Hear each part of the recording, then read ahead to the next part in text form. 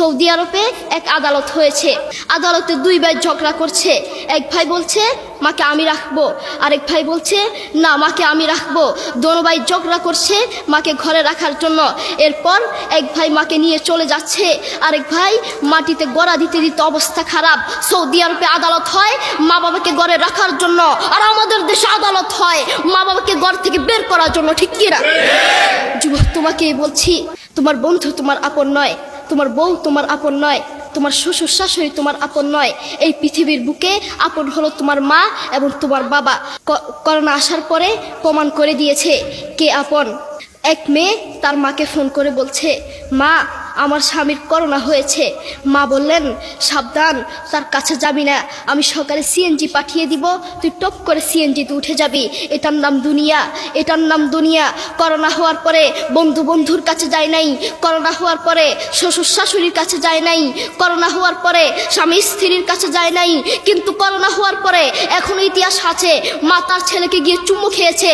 Corona হওয়ার পরে এখনো ইতিহাস আছে বাবা তার ছেলেকে কাঁধে নিয়ে হাসপাতালে গিয়েছে, ঠিক কিনা? যুবক, তুমি তোমার মাকে কিছু মনে করছো না। তোমার মাকে তুমি ঘর থেকে বের করছো। ছেলে বিদেশ থেকে এসেছে, এসে শ্বশুর বাড়িতে গিয়েছে, তারা তাকে উল্টাপাল্টা বুঝিয়েছে।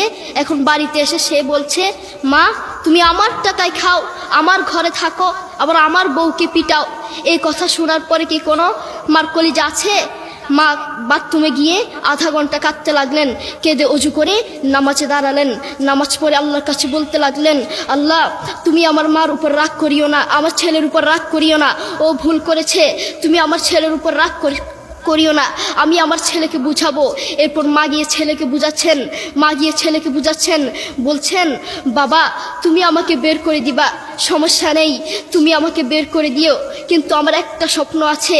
ছেলে বললেন কি স্বপ্ন বলেন? মা বললেন তুমি বাজারে গিয়ে একটা পাকা আম নিয়ে আসবা, এসে তোমার বুকের উপর রাখবা, সকালে উঠে ওটা আমি খাবো। এরপর ছেলে বললেন আচ্ছা ঠিক আছে। ছেলে বাজারে গিয়ে একটা পাকা আম নিয়ে আসলো, এসে বুকের উপরে রাখলো। 5 মিনিট না যেতেই সেই আম পিঠের নিচে পড়ে চ্যাপ্টা হয়ে গিয়েছে। এরপর ছেলে মাকে বললেন, মা তুমি কি সকালে উঠে আমটা খাবে? ওটা 5 মিনিট না যেতেই পিঠের নিচে পড়ে চ্যাপ্টা হয়ে গিয়েছে। এরপর মা চোখের পানি ছেড়ে বলল, বাবা আমি আসলে তোকে খাওয়ার জন্য বলি নাই, আমি আম খাওয়ার জন্য বলি নাই, আমি তোমাকে বুঝার জন্য বলেছি। তুমি আজ একটা রাত এই আমটা রাখতে পারো নাই, আমটা বুকের উপর রাখতে পারো নাই, আর আমি সেই তোমার দুঃখিনী মা যে 1 বছর 2 বছর নয় 3 বছর নয় পাক্কা 5টা বছর এভাবে তোমাকে রেখেছি। আমিও যদি তোমার মতো এভাবে ঘুমাতাম, তুমিও তো আমার পিঠের নিচে পড়ে চ্যাপ্টা হয়ে যেতা। এরপর ছেলে চোখের পানি ছেড়ে বলল, মা আসলে আমি বুঝতে পারি নাই তুমি কি জিনিস আসলে আমি বুঝতে পারি নাই। সৌদি আরবে এক আদালত হয়েছে। আদালতে দুই ভাই ঝগড়া করছে। এক ভাই বলছে মাকে আমি রাখবো, আরেক ভাই বলছে না মাকে আমি রাখবো। দোনো ভাই ঝগড়া করছে মাকে ঘরে রাখার জন্য। এরপর এক ভাই মাকে নিয়ে চলে যাচ্ছে, আরেক ভাই মাটিতে গড়া দিতে দিতে অবস্থা খারাপ। সৌদি আরবে আদালত হয় মা বাবাকে ঘরে রাখার জন্য, আর আমাদের দেশে আদালত হয় মা বাবাকে ঘর থেকে বের করার জন্য, ঠিক কিনা? যুবক, তোমাকে বলছি, তুমি তোমার মাকে বের করছো, তুমি তোমার মাকে বৃদ্ধাশ্রমে পাঠাচ্ছ, তুমি তোমার মাকে হত্যা করছো, তুমি তোমার মাকে জবাই করছো। তোমার মতো নাফরমান এই বাংলার জমিনে আরেকটাও হতে পারে না, ঠিক কিনা? যুবক, তোমাকে বলছি, তুমি জানো তোমার মা কি জিনিস? তুমি ছোট ছিলে তো বুঝতা না।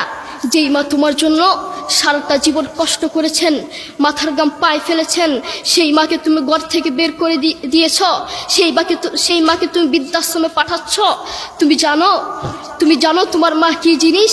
তুমি খোঁজ নিয়ে দেখো, তোমার মা কিছু খেতে লাগলে তোমাকে ছাড়া খেত না, অল্প একটু খেত, আর সব তোমার জন্য রেখে দিত।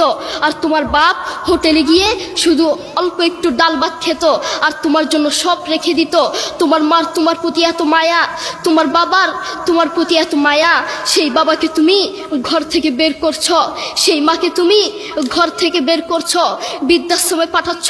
তোমাকে আল্লাহর সামনে আসামির কাঠগড়ায় দাঁড়াতে হবে। আল্লাহ তাআলা আমাদের সবাইকে বুঝার তৌফিক দান করুন।